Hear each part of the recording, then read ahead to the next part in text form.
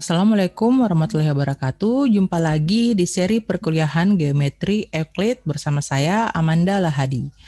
Pada video kali ini kita akan membahas tentang kekongruenan segitiga dan sifat-sifat kongruen segitiga seperti kekongruenan sisi sudut sisi sudut, sudut sisi, serta bagaimana aplikasi kekongruenan segitiga tersebut dalam geometri dan kehidupan sehari-hari. Oke, silakan disimak ya.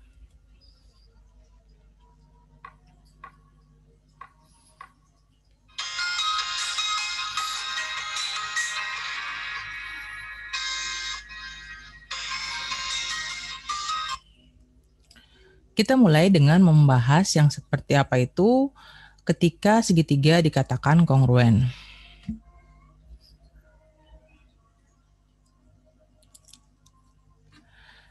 Nah, dua segitiga dikatakan kongruen dan dituliskan seperti ini. Ini dibaca segitiga ABC kongruen dengan segitiga DEF jika dia memuat hal ini. Jadi sudut A kongruen dengan sudut D, sudut B kongruen dengan sudut E, sudut C kongruen dengan sudut F, sisi AB kongruen dengan sisi DE, sisi BC kongruen dengan sisi EF, dan sisi AC kongruen dengan sisi DF.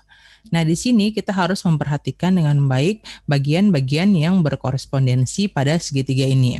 Kita perhatikan di penulisan kekongruenan ini, bagian-bagian yang berkorespondensi itu dia akan dituliskan pada urutan yang sama dari nama segitiga. Ya, misalnya di sini untuk titik A itu dia berkorespondensi dengan titik D. Kenapa? Karena di sini dituliskan sama-sama pada urutan yang pertama. Itu berarti titik B dia berkorespondensi dengan titik E dan titik C berkorespondensi dengan titik F. Pemahaman ini sangat penting sekali kalian pahami supaya ketika memahami segitiga yang kongruen, kalian akan tahu sisi-sisi mana saja yang saling bersesuaian dan yang saling kongruen. Nah, dia akan dituliskan seperti ini ya, pada segitiga yang kongruen berarti A dia berkorespondensi dengan D, B berkorespondensi dengan E, dan C berkorespondensi dengan F.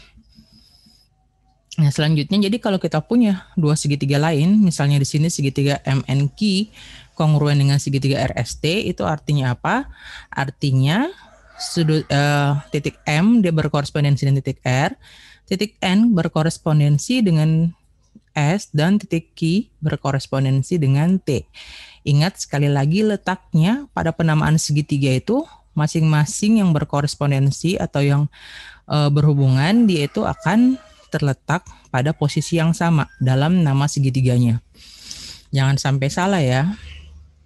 Nah, dari sini akan mengakibatkan sudut M itu dia sama atau kongruen dengan sudut R. Sementara sisi NQ, lihat NQ dia akan kongruen dengan sisi ST.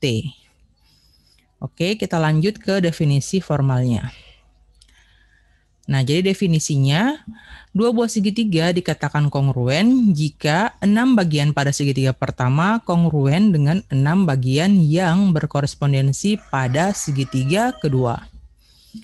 Kita lihat dari contoh yang tadi, 6 bagian yang dimaksud itu adalah tiap titik sudutnya, ya, tiap titik sudutnya itu kan ada 3 titik sudut, terus tiap sisinya. Jadi semuanya totalnya ada 6 bagian pada segitiga itu.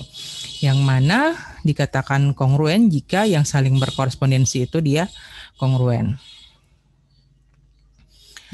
Nah, akibat dari kekongruenan segitiga tadi itu membuat besar sudut dan ukuran sisi dari yang saling berkongruen itu akan sama. Ya, di sini misalnya pada contoh ini segitiga ABC dia kongruen dengan segitiga XYZ.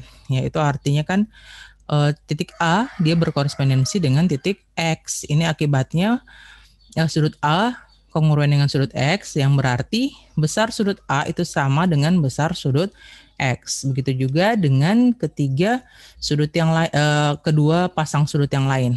Ya, di mana situ sudut B kongruen dengan sudut Y, artinya besar sudut B sama dengan besar sudut Y. Begitu juga besar sudut C sama dengan besar sudut Z. Nah, sedangkan pada panjang sisi itu juga sebagai akibat dari kekongruenan sisi-sisi yang bersesuaian atau sisi yang berkoresponden tadi. Di sini berarti sisi AB dia kongruen dengan sisi XY, mengakibatkan panjang AB sama dengan panjang XY. Setelah itu, sisi BC kongruen dengan sisi YZ, artinya panjang BC sama dengan panjang XZ. Dengan cara yang sama kita dapatkan pula kalau panjang AC sama dengan panjang XZ. Nah, dari sini selain dari sifat yang sebelumnya tadi, kita juga mendapatkan kalau kekongruenan pada segitiga itu dia memenuhi sifat reflektif, simetrik, dan transitif pada kongruen. Jadi segitiga ABC akan kongruen dengan dirinya sendiri, berarti memiliki sifat refleksif. Kalau kita punya segitiga ABC dia kongruen dengan segitiga DEF, itu berarti segitiga DEF akan kongruen juga dengan segitiga ABC. Berarti memiliki sifat simetrik. Selanjutnya, kalau kita punya segitiga ABC kongruen dengan segitiga DEF dan segitiga DEF kongruen dengan segitiga GHI, artinya segitiga ABC ini juga kongruen dengan segitiga GHI. Berarti kekongruenan ini memiliki sifat transitif. Kita masuk ke pembahasan tentang aksioma-aksioma yang ada pada kekongruenan segitiga. Dua aksioma pertama yaitu aksioma sisi-sisi-sisi dan aksioma sisi-sudut-sisi. Oke, yang pertama untuk aksioma sisi-sisi-sisi atau SSS, dia itu menyatakan jika tiga sisi pada suatu segitiga kongruen dengan tiga sisi pada sebuah segitiga kedua, maka kedua segitiga tersebut kongruen. Itu artinya apa? Kalau kita punya hipotesis ini, kita dapatkan masing-masing sisi yang berkorespondensi atau yang bersesuaian itu dia sama panjangnya, atau dia kongruen, maka kita simpulkan kalau dua segitiga tersebut dia kongruen. Ya, jadi dinamakan aksioma sisi-sisi-sisi atau SSS. Ya, kita lihat contohnya. Nah, di sini kita mau buktikan kalau dari gambar ini segitiga AMC itu kongruen dengan segitiga BMD, yang mana kita punya kalau AB, sisi AB dan sisi garis AB dan garis CD itu dia dibagi dua oleh titik M. Ya, jadi titik M ini tepat membagi dua garis AB dan garis ruas garis CD, yaitu mengakibatkan AM nanti sama dengan MB dan DM sama dengan MC. Kita mulai pembuktiannya. Selain itu juga dipunya kalau ruas garis AC kongruen dengan ruas garis DB. Nah, kita lihat ini pembuktiannya di sini sudah ada langkah-langkah pembuktiannya. Tinggal kita susun bagaimana pembuktian formalnya ya. Jadi di sini akan ada beberapa contoh, tapi Ibu hanya memberikan pembuktian formal untuk contoh satu ini saja. Nanti untuk contoh-contoh yang berikutnya, pembuktian formalnya akan kalian kerjakan sebagai tugas. Nah, kita lihat buktinya yang pertama, diberikan segitiga AMC dan segitiga BMD seperti pada gambar ya. Karena M adalah titik tengah dari garis AB dan garis CD, lihat yang ini. Karena M itu merupakan titik tengah, itu mengakibatkan ruas garis AM kongruen dengan ruas garis MB dan ruas garis CM kongruen dengan ruas garis MD. Ya. Selain itu kita juga sudah punya kalau ruas garis AC kongruen dengan ruas garis DB. Itu artinya berdasarkan aksioma sisi-sisi tadi, segitiga AMC kongruen dengan segitiga BMD. Ya, jadi kita ingat kembali kalau kita punya segitiga dan dua buah segitiga dan ketiga sisi yang berkorespondensi atau yang bersesuaian sama panjang atau dia kongruen, berarti kedua segitiga tersebut kongruen. Kita lanjut ke aksioma berikutnya yaitu aksioma sisi sudut sisi ya, atau kalau dalam buku teks bahasa Indonesia biasanya dituliskan SSDS. Kalau dalam buku teks bahasa Inggris side angle side atau dituliskan SAS ya. Bunyinya itu Jika dua sisi dan sudut yang diapitnya pada sebuah segitiga kongruen dengan dua sisi dan sudut yang diapitnya pada segitiga kedua, maka kedua segitiga tersebut kongruen. Ya, ingat di sini kata kuncinya dua sisi dan sudut yang diapitnya. Ya, kita lihat pada gambar supaya lebih jelas. Nah, di sini kita lihat pada gambar ini AB dan AC. Ya, sudut yang diapit itu yang dimaksud adalah sudut yang memiliki kaki sudutnya itu adalah AB dan AC ini. Berarti sudut BAC atau sudut A. Jika dia ini kongruen dengan segitiga kedua, yang mana AB dia kongruen dengan A aksen B aksen, terus AC kongruen dengan A aksen C aksen, dan sudut A kongruen dengan sudut A aksen, maka kita menyimpulkan segitiga ABC kongruen dengan segitiga A aksen, B aksen, C aksen. Ingat sekali lagi, aksioma sisi sudut sisi ini berlaku sudutnya itu merupakan sudut yang diapit oleh kedua sisi yang kita punya. Oke, bukan sudut yang ini, bukan sudut yang di sini ataupun sudut yang di sini ya, tapi sudut yang diapit. Kita lihat contohnya. Nah, di sini pada gambar ini kita mau tunjukkan kalau segitiga PNM dia kongruen dengan segitiga PNQ. Yang mana yang kita tahu adalah ruas garis PN tegak lurus dengan ruas garis MQ. Serta ruas garis MN itu dia kongruen dengan ruas garis NQ. Kita lihat langkah-langkah pembuktiannya. Yang pertama kita punya PN tegak lurus dengan MQ, yaitu diberikan.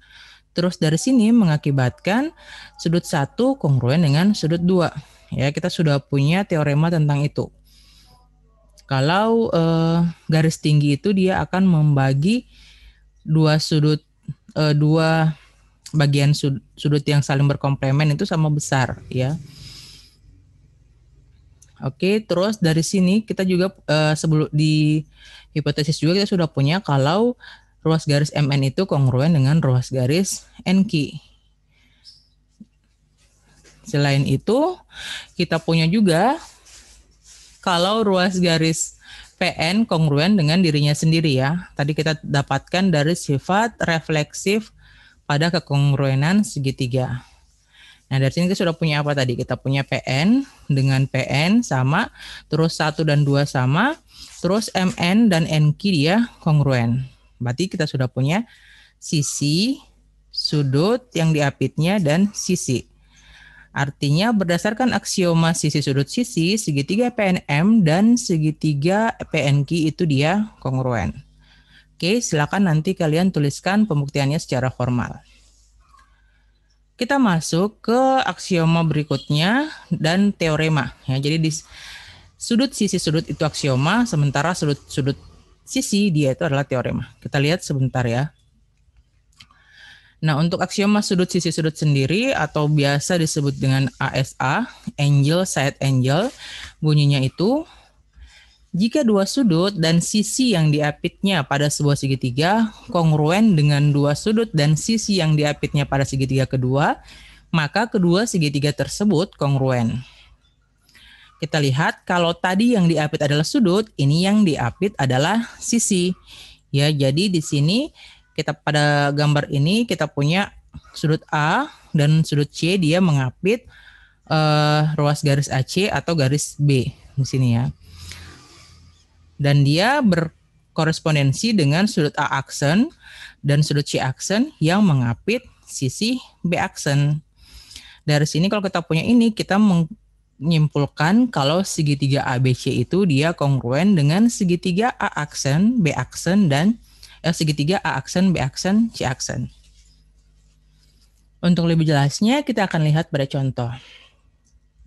Nah, contoh yang berikutnya dari gambar ini kita punya kalau ruas garis AC kongruen dengan ruas garis DC dan sudut 1 kongruen dengan sudut 2. Yang mau kita buktikan adalah segitiga ACE. Yang ini ya, ACE dia itu kongruen dengan segitiga DCB ya. ACE DCB. Oke. Nah, di sini yang kita punya awalnya adalah sudut AC kongruen dengan sudut ruas garis AC kongruen dengan ruas garis DC. Terus sudut 1 dia kongruen dengan sudut 2. Nah, selain itu kita juga punya, perhatikan pada kedua segitiga tersebut kita dapatkan kalau sudut C itu kongruen dengan sudut C ya, berdasarkan sifat identitas atau sifat simetrik tadi ya.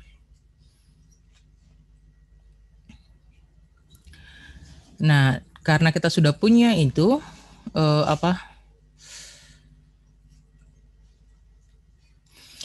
sudut, terus ini kan sudut 2 dan sudut C beserta yang diapitnya DC, 2 dan 1 dia kongruen, terus C dengan C kongruen, terus sisi yang mereka apit yaitu DC dan AC dia kongruen, artinya berdasarkan aksioma sisi sudut tadi kita dapatkan kalau segitiga ACE dia kongruen dengan segitiga DCB.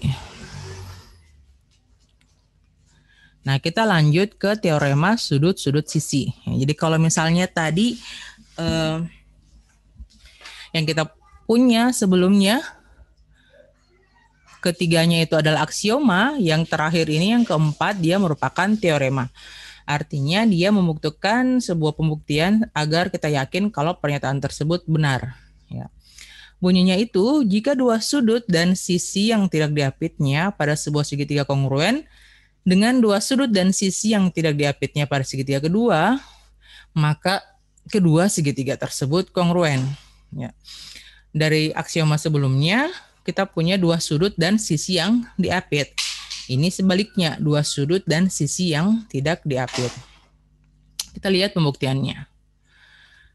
Nah, misalkan di sini diberikan sudut T pada dua buah segitiga, sudut T dan sudut Q itu dia kongruen, terus sudut S dan sudut J kongruen. Selain itu, ruas garis SR juga kongruen dengan ruas garis HJ. Ya, kita mau buktikan kalau segitiga TSR kongruen dengan segitiga KJH. Yes. Gambarnya seperti ini ya, kita lihat T dia dengan K kongruen, terus sudut S dan sudut J kongruen, dan sisi SR dia kongruen dengan sisi HJ. Ya. SR dengan JH ya. Nah, kita lihat pernyataan langkah pembuktiannya.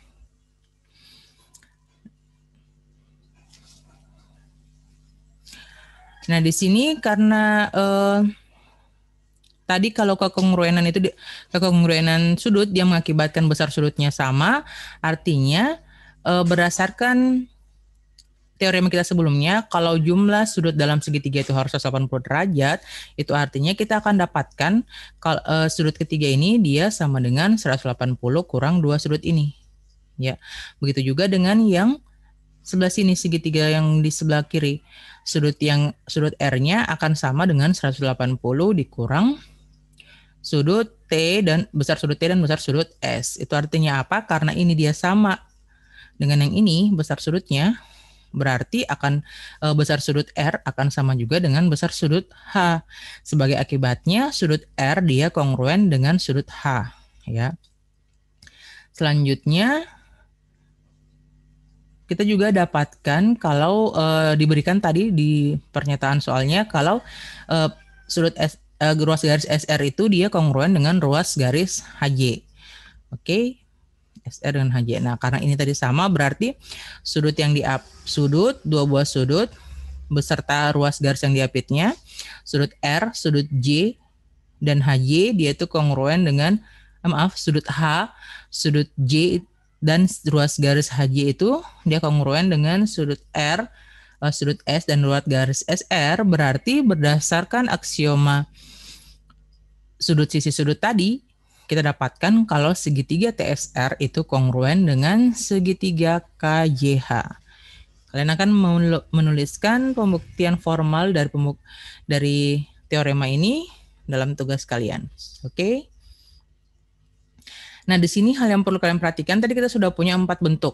Ya, tapi kalau mau membicarakan kombinasi dari sisi dan sudut itu ada 2 lagi, yang mana yang 2 ini tidak bisa kita gunakan sebagai pegangan kita untuk menentukan kekongruenan segitiga. Yang mana itu? Yaitu yang angle atau sudut-sudut dan side angle atau sisi-sisi sudut. Yang mana di sini sisi-sisi sudut ini artinya dua buah sisi dan sudut yang tidak diapitnya. Ya. Ini tidak bisa kita gunakan sebagai pernyataan untuk menyatakan dua segitiga yang kongruen. Contohnya saja untuk yang angle, dua buah segitiga yang memiliki besar sudut yang sama belum tentu mereka kongruen. Karena kenapa? Mereka hanya akan memiliki bentuk yang sama. Bisa saja yang segitiga yang satu lebih kecil atau lebih besar dari segitiga yang lainnya. Ya, jadi tidak bisa kita gunakan sebagai pembuktian dua segitiga yang kongruen. Nah, kita lanjut di sini ada teorema kekongruenan untuk segitiga siku-siku. Pernyataannya adalah jika hipotenusa dan salah satu kaki pada sebuah segitiga siku-siku kongruen dengan hipotenusa dan salah satu kaki pada segitiga siku-siku kedua, maka kedua segitiga tersebut kongruen. Ya. Yang mana kita lihat di sini, ini tadi sisi sisi sudut yang hipotenusanya itu dia kongruen, terus yang ini dia kongruen juga. Ya, maka dia akan mengakibatkan kedua segitiga tersebut kongruen. Mungkin ada pertanyaan, kenapa bisa dia kongruen? Nah, sementara tadi kita sudah tahu kalau yang sisi-sisi sudut itu tidak bisa dijadikan patokan untuk menyatakan kekongruenan dua segitiga. Ya. Ini dia khusus untuk segitiga siku-siku. Kenapa? Karena yang mana kalau segitiga siku-siku, kita bisa dapatkan sisi yang lainnya atau kaki yang lainnya ini dengan menggunakan teorema Pythagoras. Berarti ini kuadrat, hipotenusa kuadrat dikurang salah satu sisinya yang kakinya yang kuadrat. Itu secara otomatis panjang yang ini akan sama dengan panjang yang ini. Nah, berdasarkan aksioma sisi berarti kedua segitiga ini dia kongruen. Oke, kita lanjut ke aplikasi kekongruenan segitiga. Kita mulai dengan melihat teorema pertama. Jadi teorema yang ini itu merupakan aplikasi dari kekongruenan segitiga yang sudah kita punya. Ya, yang pertama itu sisi yang berlawanan dari sebuah jajar genjang memiliki panjang yang sama. Ya. Kita lihat pembuktiannya. Jadi nanti di sini pembuktian teoremanya akan menggunakan kekongruenan segitiga. Jadi misal diberikan sebuah jajar genjang ABCD seperti pada gambar. Kemudian kita membuat diagonal AC, ya, dan memberikan nama sudut-sudut seperti ini. Ada sudut 1, sudut 2, sudut 3, dan sudut 4. Nah, karena ruas garis AB atau sisi AB itu dia sejajar dengan sisi DC, kita punya AB sejajar dengan DC, berarti kalau dipotong oleh sebuah garis, kita dapatkan kalau besar sudut 2 akan sama dengan besar sudut 3. Begitu juga karena AD sejajar dengan BC, kita dapatkan kalau besar sudut 1 akan sama dengan besar sudut yang 4. Oke, selain itu, kedua segitiga ACD, segitiga ini ACD dan segitiga ACB, mereka memiliki sisi persekutuan, yaitu AC, yang menunjukkan berarti AC ini panjangnya sama dengan AC ya, atau AC kongruen dengan AC. Karena kita punya sudut, terus dua buah sudut, dan sisi yang diapitnya, yang mana dia kongruen, artinya berdasarkan aksioma sudut sisi sudut, kedua segitiga ini dia kongruen. Segitiga ACD kongruen dengan segitiga CAB. Ini berarti titik A akan berkorespondensi dengan titik C dan titik D berkorespondensi dengan titik D. Nah, karena kedua segitiga tersebut kongruen, kita dapat menyimpulkan bahwa sisi yang berkorespondensi juga memiliki panjang yang sama, yaitu sisi AB sama panjangnya dengan sisi DC, dan sisi AD sama panjangnya dengan sisi BC. Oke, kita lihat AB dan DC itu adalah yang sisi yang berseberangan atau yang opposite side, dan AD BC juga yang berseberangan. Sehingga membuktikan teorema yang kita punya ini. Kalau dua sisi yang saling berseberangan dari jajar genjang itu memiliki panjang yang sama. Oke, kita lanjut. Teorema berikutnya itu menyangkut luas dari sebuah jajar genjang. Ya, jadi kalau kita punya sebuah jajar genjang yang memiliki tinggi H dan alasnya itu memiliki panjang B, berarti luasnya itu adalah B dikali H. Dari mana kita punya? Kita menggunakan ilustrasi yang ada pada teorema sebelumnya, ilustrasi jajar genjangnya. Nah, dari sini masing-masing jajar genjang ini dia terbagi menjadi dua segitiga yang kongruen, yang mana segitiga tersebut memiliki alas B dan tinggi H, ya. Dari sini masing-masing segitiga tersebut memiliki luas 1/2 kali B kali H. Ya, karena mereka segitiga yang kongruen, artinya untuk jajar genjang ini kita bisa dapatkan luasnya dengan menjumlahkan luas kedua segitiga tersebut. Berarti 1/2 kali B kali H tambah 1/2 kali B kali H sama dengan B kali H. Dengan ini membuktikan teorema yang kita punya. Aplikasi yang selanjutnya, ini dia terkait dengan segitiga sama kaki. Yang mana kalian sudah tahu kalau segitiga sama kaki itu dia memiliki kaki sudut, memiliki sudut pada kaki segitiga yang besarnya sama. Ya. Jadi bunyi teoremanya di sini adalah jika pada sebuah segitiga ABC dan kita asumsikan besar sudut B itu sama dengan besar sudut C, maka